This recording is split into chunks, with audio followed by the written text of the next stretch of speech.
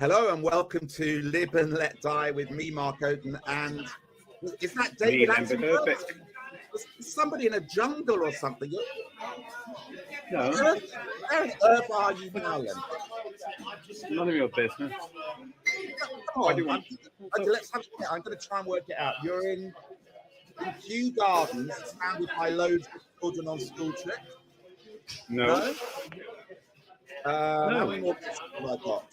What I'm not place? telling you. Hang on a minute. Where do you, Wales? You might be in Wales because that's where you used to live. Am I getting closer, warmer?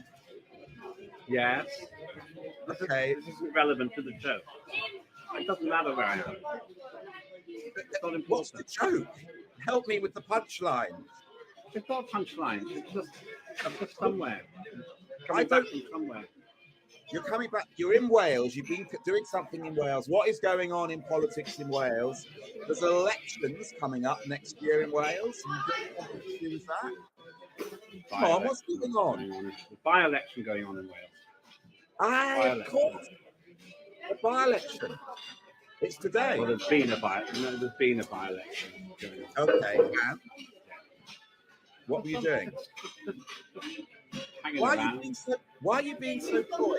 What's all that noise going on? It's not relevant. Look, I'm in a service station, okay? I'm in McDonald's. You're in McDonald's. You're going to mock me. I knew you would mock me. That's why I didn't want to tell you. Are you having a happy meal, Lembit? No, I'm having a big Mac. What's wrong with that? I don't know. There's just Sponsored now. yeah. Other fast food chains are available, Lembit. You know that. Okay, you asked the question. I told you. Okay, I'm for coming back from Wales. I'm in McDonald's. Millions of people eat McDonald's. Where are you? Where are you then? I'm at home and I overlook the Bristol Channel. I overlook the Severn Bridge. You're probably going to be driving over that Severn Bridge any I'm at the moment. Severn Bridge. Can you see me? I could just, well, no, it's pouring with rain at the moment. It's actually pouring with rain. Well, that's because it's Wales. Oh, yeah, exactly. It's always rains in Wales. I'm home. I've been in Romania. I had COVID. It's been an eventful week or so, I have to say. But COVID's gone. I'm back in Romania, and I'm overlooking Wales, and you're in a motorway service station. What a great way to start. McDonald's with hypothermia. Yeah. Listen, we've got a lot. What are we going to talk about? Yeah, lots of. Go on. It's a grim show. There's nothing particularly light about this. We need to talk about Prince Andrew. It's been a terrible week for the royals, a terrible week for Prince Andrew, and a terrible week for the politicians trying to figure out how to respond to that. It's also been a tough week for the ministers involved in putting together the grooming inquiry. That seems to have gone from bad to worse. And the government's big silver bullet, the one in, one out policy in relation to stopping those votes in shambles. Three big shambolic issues we need to get our head around. And a couple of other things. You were moaning on about how you wanted to steal my identity with digital ID. Well, there's been some demonstrated progress on that. Well, I'll get back to that as well. And I think if we can slip it in, Mike Graham, who can talk TV, he's got himself in a bit of hot water, or he claims he didn't get himself in hot water, but somebody else put him in it. And of course, we'll do your TV phase if you want as well. Not my TV. I've got a good one this week. It's why would you invest 200,000 into a banana that smells? That is my teaser for my program. What is your one, Lembit? He's going to get you. He's going to get you. Yeah, we're going to try and guess now. Oh, We'll get to it later on. well, look, somebody who has been in trouble, they are going to get him, and they're getting him bit by bit, is Prince Andrew. Obviously, this goes from bad to worse. The revelations around Epstein have dogged the prince for some time now. The new revelations around his links to individuals from China, the new revelations in books which are being serialized, have just got to the point where his brother, the king, decided that the title of Duke had to disappear. But people want more, Lembit, don't they? They're saying that just removing his title as the Duke of York isn't enough. There are now questions being asked by Ed Davey in Parliament about the status of the Royal Lodge, and people also saying that Parliament should step in and make sure that the title Prince is removed. Where do you stand on this? Obviously, you haven't got much to say about it, Lembit. You're in McDonald's. They mute you in McDonald's. You're that Big Mac is in your mouth. Lembit. Okay, clearly Lembit doesn't want to. He's so Big Mac'd out that he isn't able to speak or isn't able to say anything at the moment. He's doing that classic Zoom failure of when you don't unmic yourself. And he's talking absolute nonsense. I can lip read for you at the moment. He's basically saying that he thinks that Prince Andrew should probably have his title taken away. Yeah, I think that's what Lembit is saying. Why is he keeping talking when he can clearly see that I'm talking? And he would think that he would be talking over me. Okay. What is it? Why are you? Can you not hear me? Are you pretending? You've been on mute for about a minute, and I've been lip reading and translating what you've been saying. No, I haven't. You've deliberately been ignoring me. That's what actually happened there. You've deliberately been ignoring. You've got a new way to shut me up while I'm talking, and I don't like that very much. Having said that, maybe the royal family would have wished that they'd been able to do that to Prince Andrew. I have to say the thing is an absolute road crash. And when you look at the state of, I mean, I don't know what's going in at McDonald's or indeed in Wales, but the Wi-Fi and the signal is clearly not working for Lembit at the moment. But look, this is clearly something which the public care a great deal about. It's now been raised in Parliament, and it's time, I think, for Parliament to have to step in some way. I think Ed Davies onto something about focusing not so much about the title of Prince, but focusing on the issue of public money as it relates to the amount of money which Prince Andrew gets, and also questions over the Royal Lodge. The difficulty, I think, is that you cannot change one thing. You cannot change blood. And at the end of the day, he is the Queen's son. He is the King's brother. And however many talks in Parliament, however many discussions are that take place, you can't take away that birthright. And so this issue is never going to go away for the royal family, and it's never going to go away for Prince Andrew, because he cannot take away that birthright. I think a lot of people would maybe think, is he going to do what I think it was one of the kings did previously after he abdicated, was to disappear and go to spend time away from the press in this country, do what Prince Harry has done, relocate out to America or California. But at the moment, this right. which needs to be going away. Lembit. Right. The problem here is, as you say, you can't pretend he's not part of the royal family. In different circumstances, he could theoretically be the king. I think that's pretty unlikely now, but he could have been the king. Secondly, the issue here isn't that he's a royal. The issue is his catastrophically bad judgment. And I would say that even then he did recover it. If you think about what he did, he said, yes, Epstein, the only person who still says it wrong is you, Mark. But Epstein is was a good friend of his. And then he said, I've cut off all links. And then they showed some pictures saying, well, no, this was after you were meant to cut off links. He said, no, that's when I did cut off the links. That's when I went to see him and when I said goodbye. And now it turns out it wasn't true. Almost certainly. I don't think that anyone's going to sue us for saying that. So, see, he got away with it, but then he lied. And the issue is he lied. And this is causing trouble. I think he could have handled it completely differently. He completely messed up that interview with Emily Maitlis that we saw a bit of earlier on. But the fundamental problem here is that he cannot dig himself out of a hole that he dug himself into. That's the problem. You can't talk yourself out of a problem you've behaved yourself into. And so he just ended up a massive albatross for the royal family. And I feel for King Charles. I know him. He's a very decent man. His son, William, is absolutely spitting nails about this. It's quite obvious. And now there are calls. I've never seen this before, nor have you, because we were in Parliament together. Never seen Parliament stepping in saying, I think it's time for Andrew to think about emigrating. It's extraordinary. I mean, it's not just Andrew himself, though. I think what compounds the problem is his ex-wife, who he lives with now, Sarah Ferguson. she was apparently doing the same thing in relation to lying about her relationship with Epstein. She was talking about the fact that she publicly said, look, I wish I'd not worked with him. I wish I'd not had involvement with him. And then privately sending letters to him saying, I'm really sorry I said that. I just had to say it publicly. And I think there's that sense that both of them just don't really get it. They don't understand the problems that they've caused, the mess that they've concerned, the hurt that they've caused. And it just doesn't sit right that there's public money necessarily being used for them now to sit in that 30-bedroom lodge. I don't think bedroom. Think of the fuel bill. I mean, is he entitled to the winter fuel allowance? I'm not sure. But go on.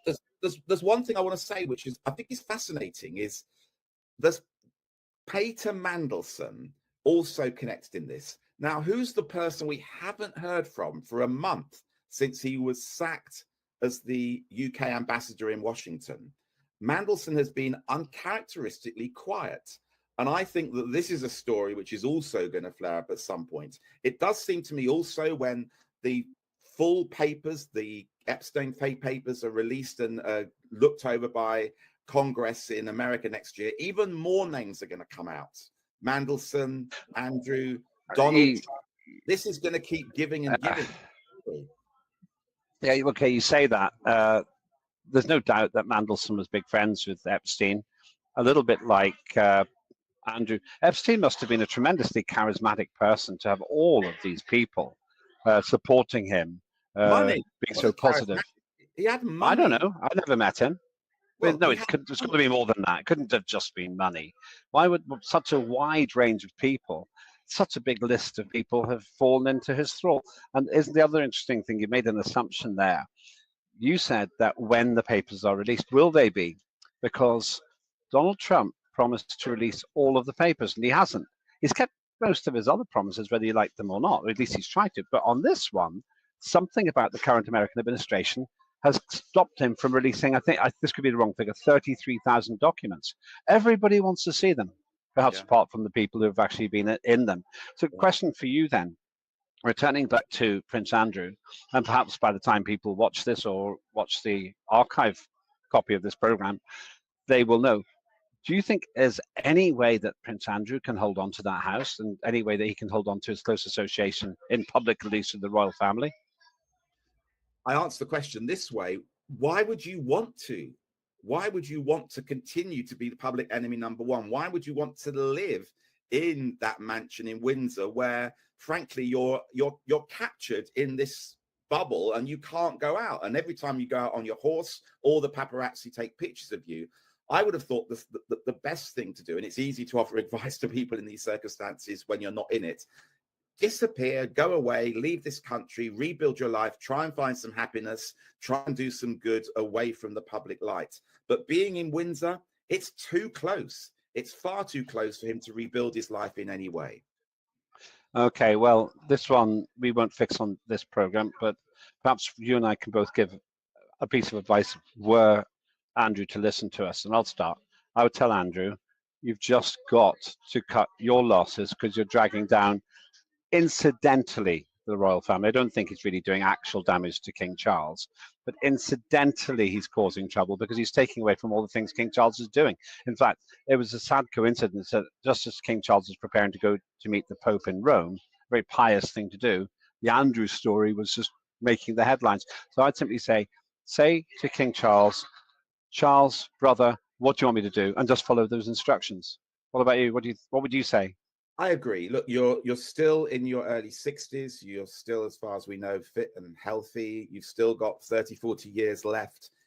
Make the most of that, not by looking back, looking in regret, trying to hang on to things. You've got to accept that life is over, reconfigure and rebuild a new life and find happiness.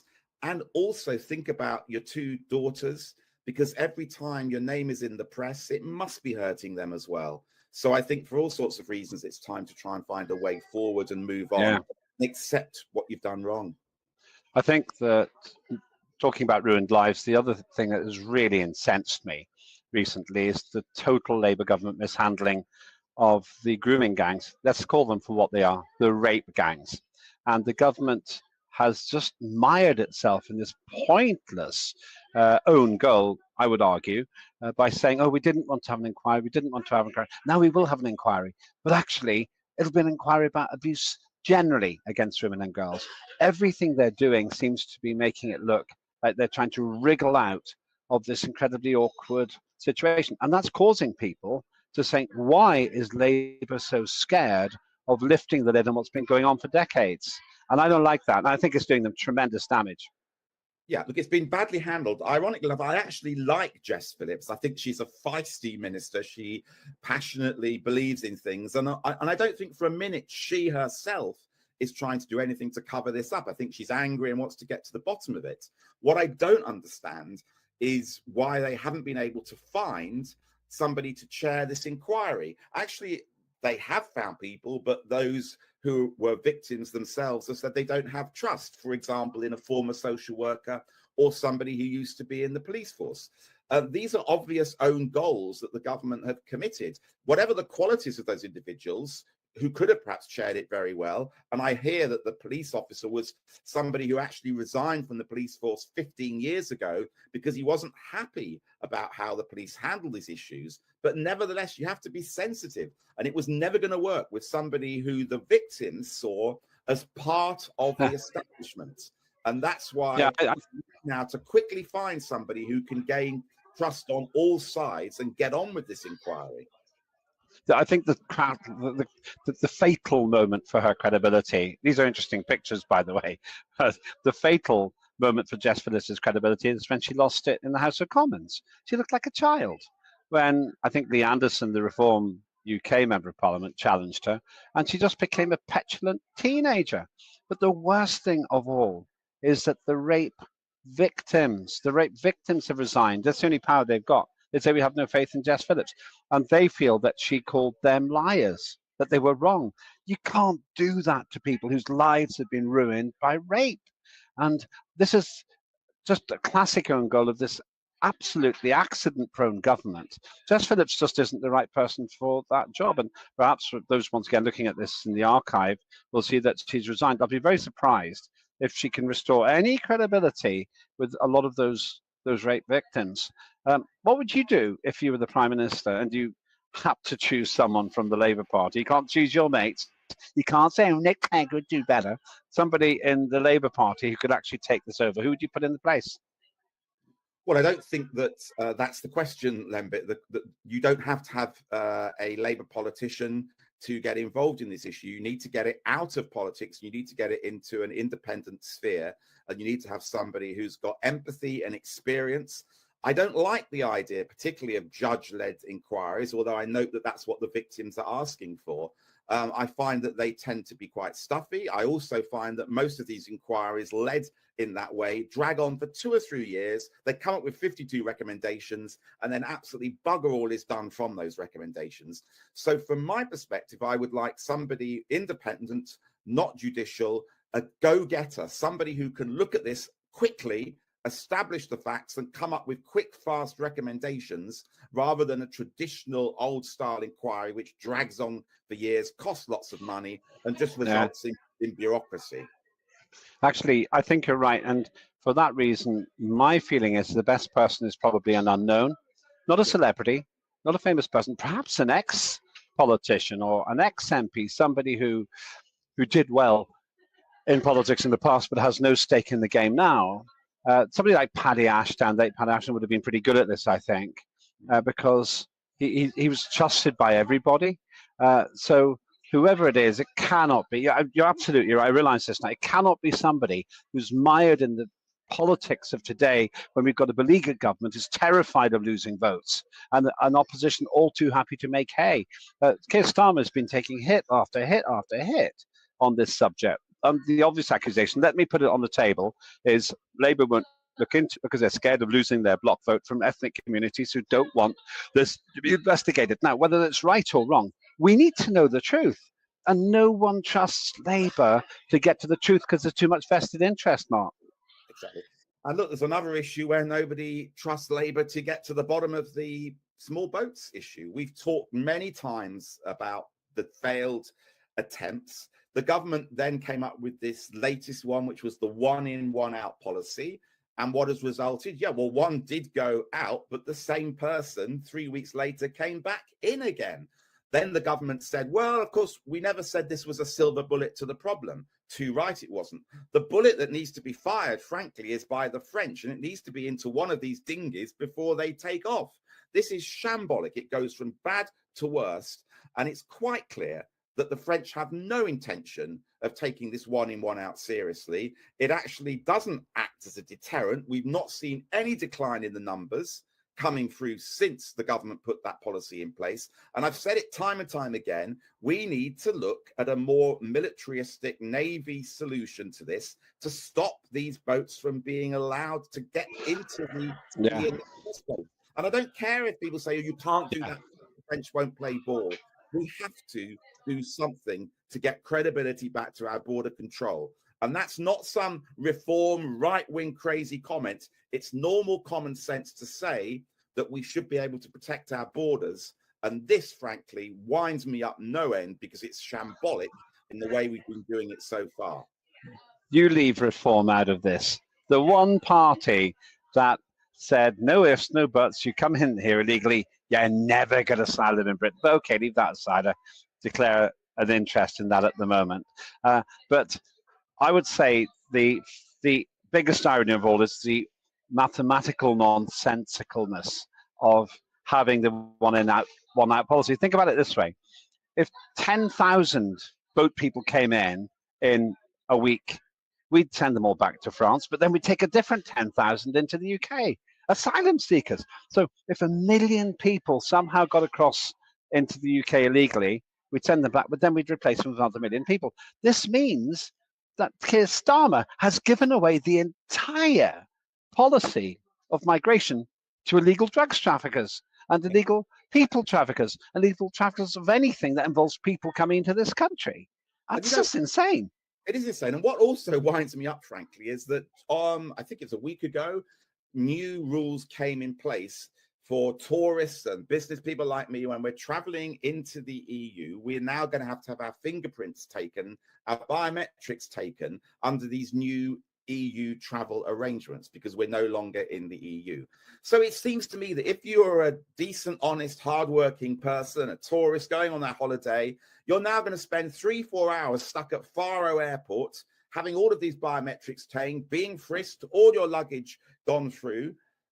But what happens? We can't control gangs selling places on rubber dinghies coming into the channel. How can you have one system which is being made so restrictive and another which seems to be just totally shambolic? And the reason I mentioned the reform port, Lembit, is simply to say this.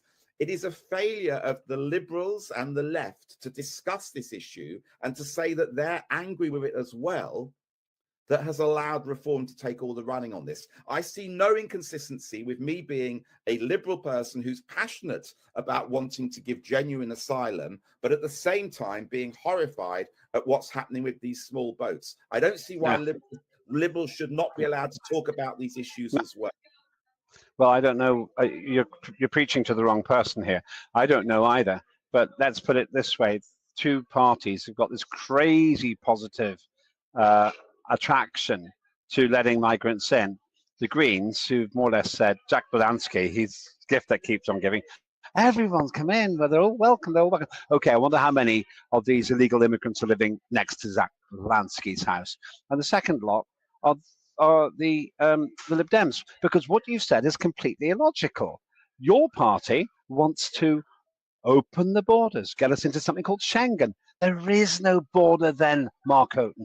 Once you get into the European Union, you can just come all the way here. You don't even have to get into it, but we can get into it if you want to, because you don't have to show any documents. So that's why you can't be taken seriously on this, because your party wants to dissolve the border. But a big white flag up saying, we surrender, come into the United Kingdom and do what you like. Absolutely not. What I want to do is to make sure that we're part of that EU so that tourists, business people can travel without those restrictions in place. But at the same time, being in Europe means we can have much more pressure on the French and the Germans and others to tackle this issue. At the moment, we're a voice from the outside. They're not listening. We need the French to step up on this issue, and being part of the EU would help us do that. And frankly, Lembit, the problem has got worse since Brexit. The figures show that.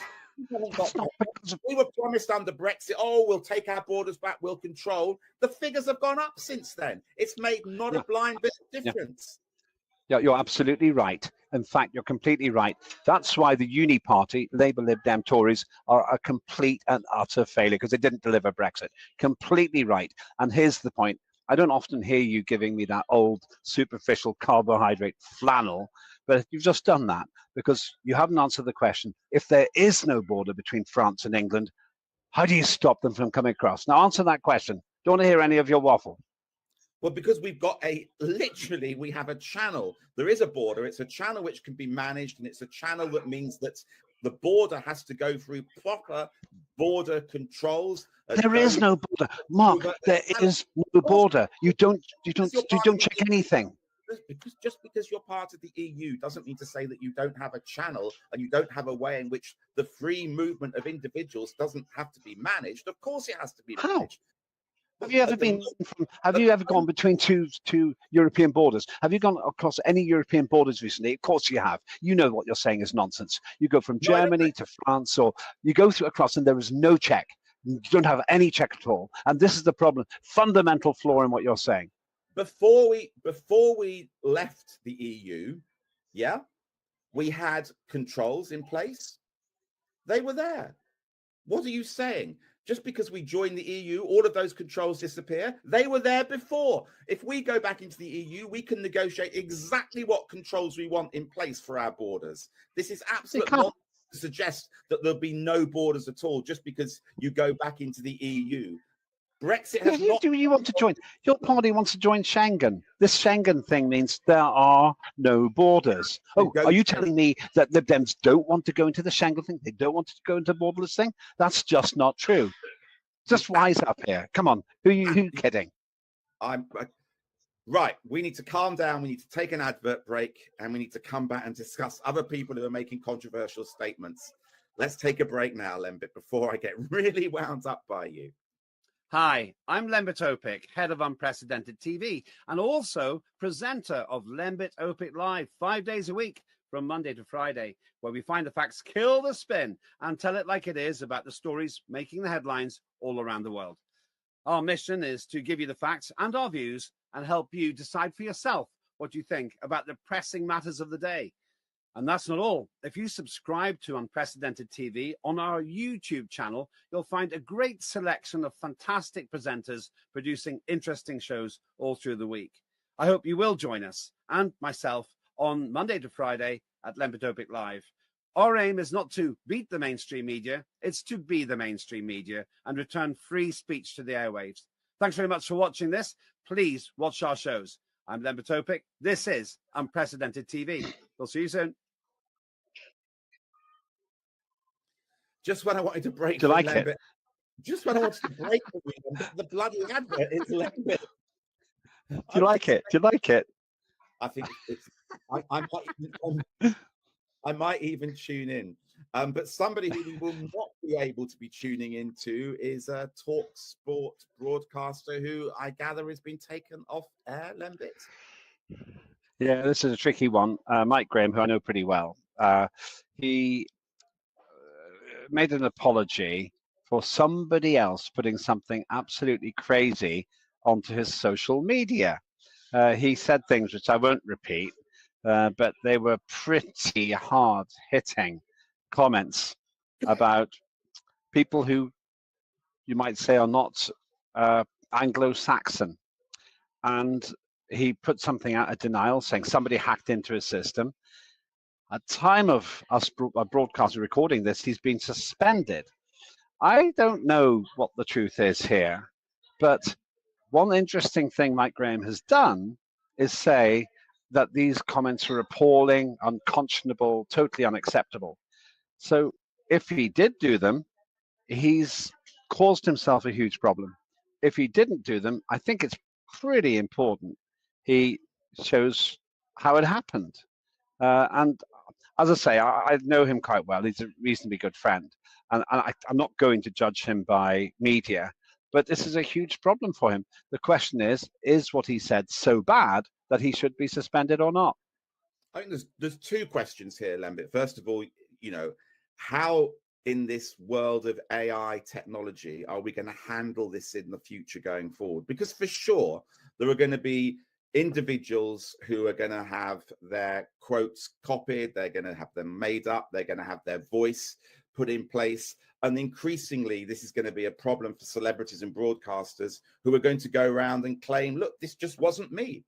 And then there are those that maybe like Graham who did make these comments who are then going to suddenly try and pretend that it was something to do with AI in a way. So understanding what is true and what is fake is going to be a real challenge for all of us. If it was indeed true, then how far do we defend the right of an individual to say things that they believe? Did he go too far making those comments? And it was interesting because they were harsher comments which played on a theme which Robert Jenrick did a few weeks ago when he was traveling around Birmingham, commenting on the ethnicity of the people that he was seeing in the streets. And again, that kicked up a great furore. And so, look, these are very sensitive issues, but I do defend the right of individuals to be able to make these kind of comments. Although looking at what Graham said, it was a step too far, if indeed it was something which he said. Yeah, I think that it's very easy to just ban people. And I've often said here at Unprecedented, I'd be really resistant to banning people unless they actually broke the law. I think it's acceptable to be offensive as long as you're not inciting actual violence or something which materially harms other people. Offense can't be given, it can only be taken. And so if Mike Graham did do it, the first thing I'd say is, and maybe they did do this, they say, come in, Mike, tell us what happened. Tell us why you said it. Oh, you didn't say it. Can you show that? And then I'd say, well, let's think about this. And as I say, I'm not going to tell Talk what to do, but I just think we live in a cancel culture now where you can't say stupid things anymore. I think in a free world, you should be allowed to say stupid things. There's also the appropriateness of where you say them. I mean, if you're talking about Talk or Unprecedented or any of these news channels or channels which try to get into controversial issues, then maybe that is the place for these things to be said. If you're talking as the presenter of Match of the Day and you start to bring that language into Match of the Day, clearly that's not an appropriate place where you can have those controversial comments discussed. So a lot of it is about the platform, I think, which is being used to say some of these issues. And there are platforms we know which are going to be controversial and to try and get that kind of dialogue going with listeners, and Talk is one of those. It's a terrible shame, though. But one reason that we've set up Unprecedented TV is to actually give more latitude for people to not have to look over their shoulder all the time in case they get cancelled. I think that Lucy Connolly, who was, in my view, ludicrously imprisoned for over a year for hurting words on the internet, summed it up. I saw her speaking recently, and there's this complete idiot he's a Labour councillor called Ricky Jones, who said, oh, let's slit the throats of the far right. And the interviewer said to her, would you put Ricky Jones in prison? She said, what he said was because he acted like an idiot. But I shouldn't have been in prison, and nor should he. Now, I'm inclined to take that view. I found that quite persuasive because I don't think people actually went and slit anybody's throats on account of Ricky Jones's stupid comment. But we now live in a society, and I have to say, Talk is part of the problem. I've seen things that they've done before, and these pretend like new wave media are actually just conformist mainstream media. And so what I'm worried about here is if Mike Graham gets cancelled because he said something really dumb, they're beginning to call self-censorship. And you don't change someone's point of view by shutting them up. You change people's view by debating. And you and I have these big arguments. I really disagreed with what you said before, but I'd rather have the discussion now and let the viewers be smart enough and trust them to be smart enough to make up their own judgments. Yeah. But look, let's also wait and see how this story develops, because if it is the case that somebody has actually infiltrated social media, if this isn't him, then it's obviously a case of his account being hacked. which I guess gets us on to the hacking story, the IT story of the week, which was Amazon and others, all of those social media apps, discovering that they also had been subject to a form of hacking. The fact that those systems went down for about 2 or 3 hours earlier on this week, I guess plays to your argument, Lembit, that we can't have ID cards. We can't risk having data breaches in the way that we've seen with top names like Amazon. Then you would argue that there could be perhaps a data breach if we had all of our information carried by the government on ID cards. That's incredible. You have seen the light. You have transformed your view on the road to Damascus, or in my case, on the road to the Severn Bridge. And you sound like a liberal again, a proper old-fashioned liberal. Thank you. Thank you. It's been a funny old journey because I started off being absolutely opposed to ID cards back in the 1990s when Blair tried to do it. I then come around to thinking it's going to make our life more convenient. Why the hell are we objecting to this? We have so many forms of ID for our bank and the NHS. Let's have it in one careful place.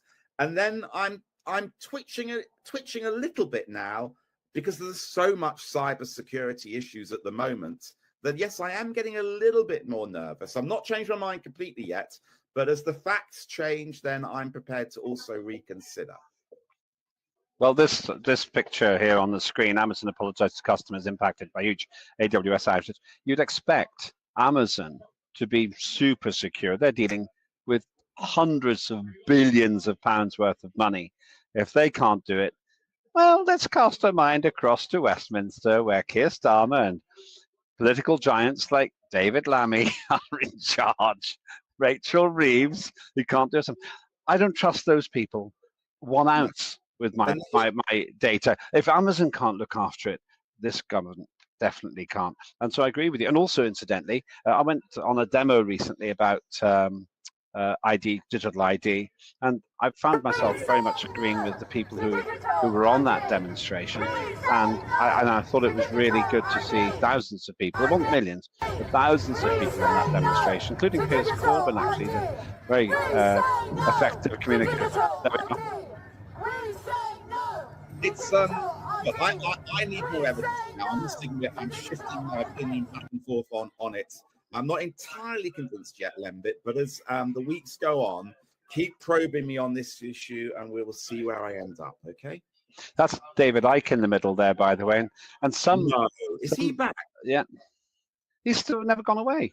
And Gareth Icke, his son's doing great work as well with a group called Iconic. Happy to promote it. Go to Iconic. When you're not watching here, go to Iconic. But the people there I felt I had common cause with. Andrew Bridgen, who's been on the show recently, here on Unprecedented. These are the people who I think actually think for themselves. The person you see in the foreground holding that speaker, she's called Rose Diamond. These are controversial characters in a way for other people. I like what they're doing because whether you agree with them or not, they're speaking up for your freedom. And I have to tell you, there is nothing that would make me support digital ID, given the total incompetence of not just this government, all governments when it comes to managing our data, but even more seriously, back to the earlier story, and something that we didn't go into that much detail in, but I'll highlight it. If you're willing to throw your passport in the sea while you're coming back for your 5th attempt to get into Britain, why would you be concerned about getting digital ID? You don't need it because your employer is going to be illegal anyway. They're going to be paying you in cash.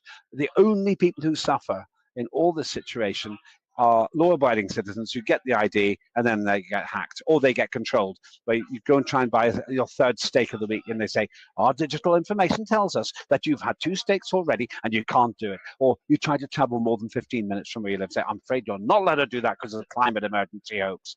So there are no good reasons. I'm going to carry on lobbying you, Mark, all the time until you change your view and you say no to digital ID. Thank you for that counselling. Our producer Moose is also against me on this issue. I know. I think she might also have been on one of those protests recently. So it's 2 against 1 at the moment. Interesting. Moose was actually next to David Icke. She was standing next to David Icke. Yeah, there you are. If you have a look there, there she is. She's the one with the very cool glasses. The one with with the balloons coming out of her head. Really? Yeah, those are thought bubbles. She It's thinks a for good herself. look. It's a good look, Moose. Not. Look, it's interesting though, because this has united two parties that you didn't think would ever be united. The Liberal Democrats and Reform are both coming out against ID cards. So there is at least one weird. Yeah, but the difference is that Reform UK means it.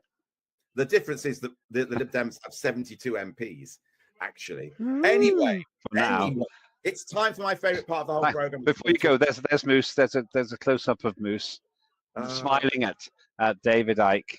So David when a bit creepy there, I think, Moose. He's not creepy. That is so judgmental. Says Mark Oaten. Says Mark Oaten. The least creepy person you know, for goodness sake. Right, favorite TV program. I said at the start it was about why would you invest money in a banana which takes away weird smells. My program is Dragon's Den. It's entering, I think, its 23rd series. It's the show where people pitch their ideas and hope that one of these dragons that you can see on the screen now will put money behind the project. And the last episode I saw had this crazy guy. He comes in and he says, I have smelly trainers, but I've invented a kind of plastic banana that if you put it in the trainers, it takes away the odor. And I thought this was an April Fool's joke. I thought it was a wind-up. And 3 of the dragons completely pulled him to pieces. He was all over the place. He's not made a penny out of this idea. And then out of the blue, Peter Jones, one of the biggest, tallest giants as well, comes in and says, do you know what? This is genius, and gives him £200,000. It was a fascinating show, but I absolutely love it when you see couples come in there, and it means the world to them to get this investment. And there's such crazy ideas as well. But the banana, I thought, would never get approved, and it did. Crazy. Lembit. No, I'm just wondering. I'm trying to be polite. I'm trying to be polite about this. I don't think it's ever going to make it. But maybe. But my 4-year-old, one of her favourite phrases is half a banana, and maybe that's a summary of this particular. I don't know why it is half banana. She just stopped saying it, but maybe that's a symptom. Yeah. Now mine is the bogeyman. He's going to come and get you. That was actually the bogeyman. Now the bogeyman is a film made from a short story by Stephen King, and once again it is a film. I don't really have time to watch other kinds of programs, but and series and so on. That's it. There, it's really scary, and it's sort of popcorn film. But I found myself shivering. It's in some ways it's a bit formulaic, but if you just want to have an hour and a half of entertainment, which is directed probably at late teens, but it worked for me. Watched it at night. Bogeyman, I recommend it. Stephen King's politics suck, but his books are very good. I suggest next time you're shivering, you turn the heating up, Lembit, if you can afford to. It's warm enough for McDonald's. On that note, enjoy your rest of your McDonald's. I'm sure your chips have gone cold and your burger is half eaten. I hope you're going to have one of their boiling hot apple tarts to finish your evening. I wish you well. Please only hold one of those up to me. I wish you well on your journey, a safe journey back. I'll wave at you as you pass on the Severn Bridge, and I will look forward to seeing you next time on Lib and Let Die. Right back at you, and also we can talk more seriously about the implications of that very interesting result in Caerphilly, which is where the by-election has occurred in Welsh politics. We won't go into that now. Let's talk about it next time. Good to see you as always, and thank you, viewers, for watching. I'm Lembit Öpik, and I'm not the bogeyman. I'm Mark Oaten. See you soon.